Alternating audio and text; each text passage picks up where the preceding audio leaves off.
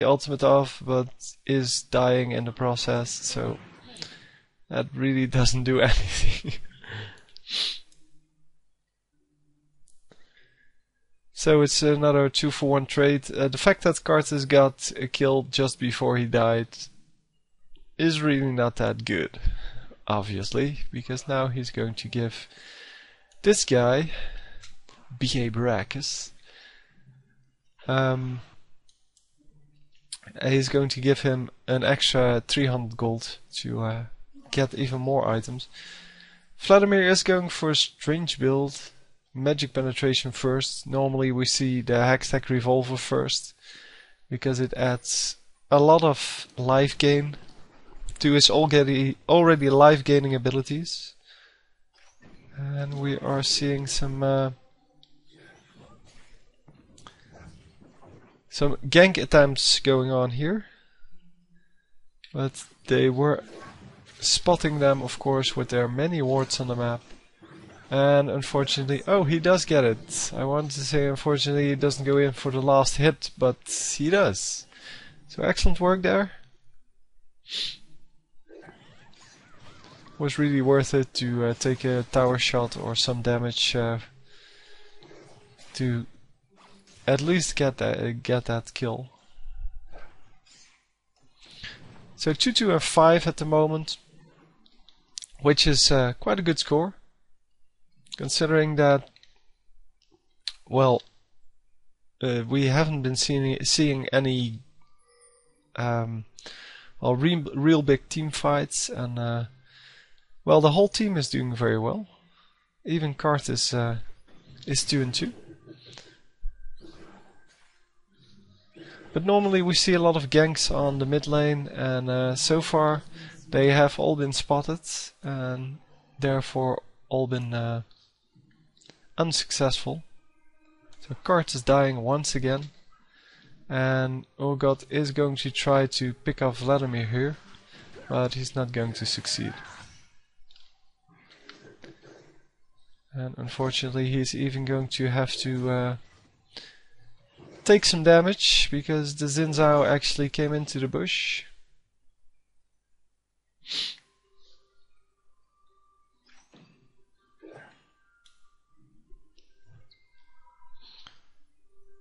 Yeah, so the Xin Zhao was taking over the mid lane, I guess, but Orianna... Oh, yeah, never mind. Orianna is back, and Xin Zhao once again taking over mid lane, because, well, somebody has to get the experience. And now Karthus is coming in. So, did I switch lanes? Did I miss something in the chat? No, I did not. Oh, maybe I did. No. Anyway, another ward here in the enemy jungle, which is really good to have, but it's also really difficult to take advantage of that. Because to take advantage of that, you have to go into the enemy jungle and successfully kill someone without getting killed, preferably. So Orianna is coming to help out the top lane.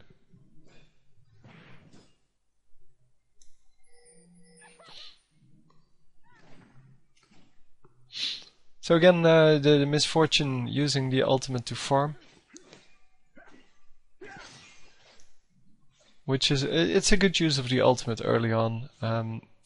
Earlier in the game, when she was at when Urgot was here and they switched places and she almost died, she had just wasted the ultimate on the minions, and she would have gotten the kill with her ultimates, but without actually the fear of dying, or, well, the risk of dying. But then she didn't die anyway. So I guess it wouldn't have made a difference. And the rest of the team has to engage here, because, yeah, Urgot himself is not going to have enough damage to kill all of them. And there's Cartus, and Cartus should be able to clean this up. Well, not if everybody's here. And he's not going to get off the Wall of Pain. Where is the Wall of Pain anyway?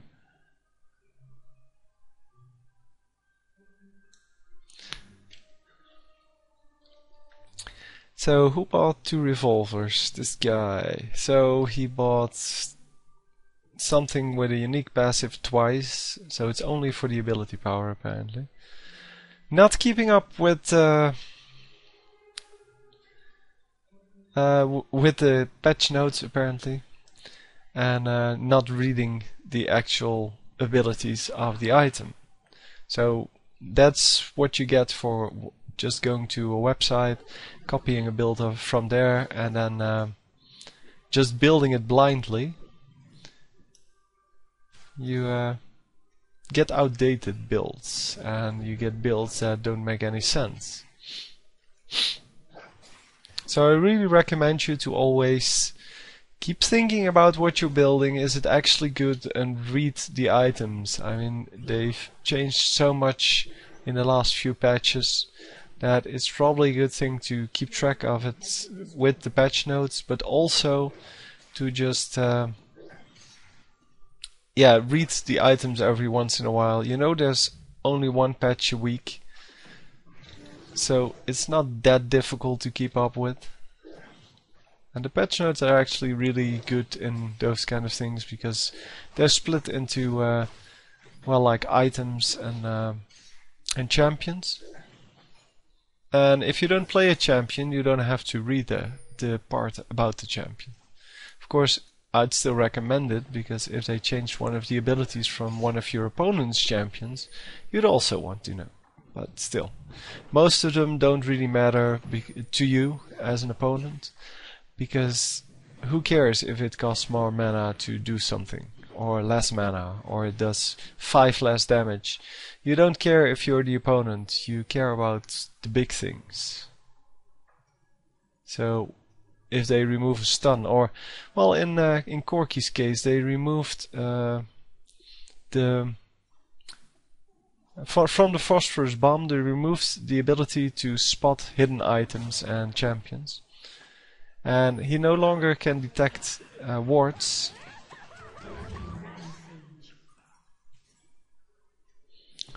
So we do see some fighting going on here. The Vladimir taking a lot of tower hits there, and he is actually going to die. He should have used his pool to avoid the ultimate, so the Cartus ultimate, and not just to escape, because there was nobody hitting him. And I don't think that you get the movement speed anymore. Not actually sure, but I know that you're untargetable and that AoE spells still do damage to you, or not AoE, damage over times. They still do damage to you, and yeah, all the targeted stuff is prevented or no longer targets you.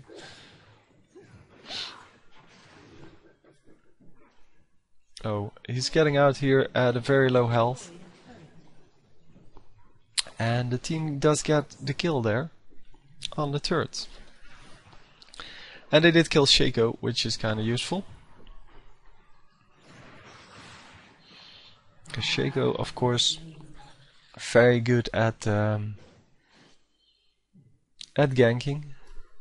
Why? And he's he might be slowed. I cannot see.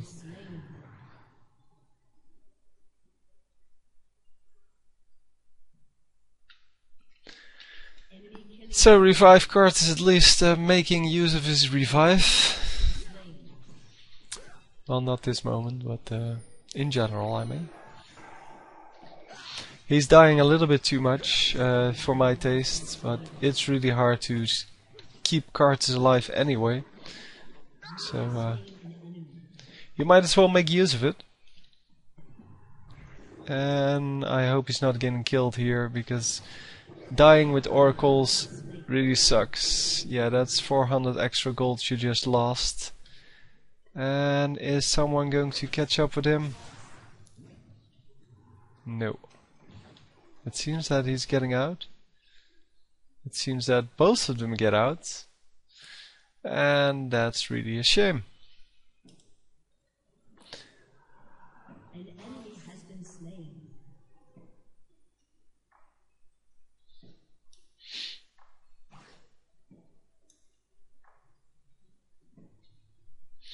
So Vladimir and Misfortune are both farming extremely well, and on the enemy, or on our team I should say, Timo is doing exceptionally well, and Urgot and Kartis should really pick it up a little bit to keep up with the solo lanes. Of course we see on this team Oriana and, well, since I'm not so much. I mean, he's been jungling and that gives you enough gold. He has been keeping up with placing wards everywhere. Also the Timo mushrooms, very good. It gives you so much vision to just have Timo mushrooms everywhere. And of course, yeah, well, the wards are just amazing if you know how to use them, and more importantly, if the rest of your team also knows how to use them. Because there's no reason to have wards in your river if nobody pays attention to it. And I've had that many times, that people can just see someone coming to them, so you can just see them running all the way to here, and then into the mid lane, and then the mid lane will say, "Oh, I didn't see him coming." Yeah, that's really annoying.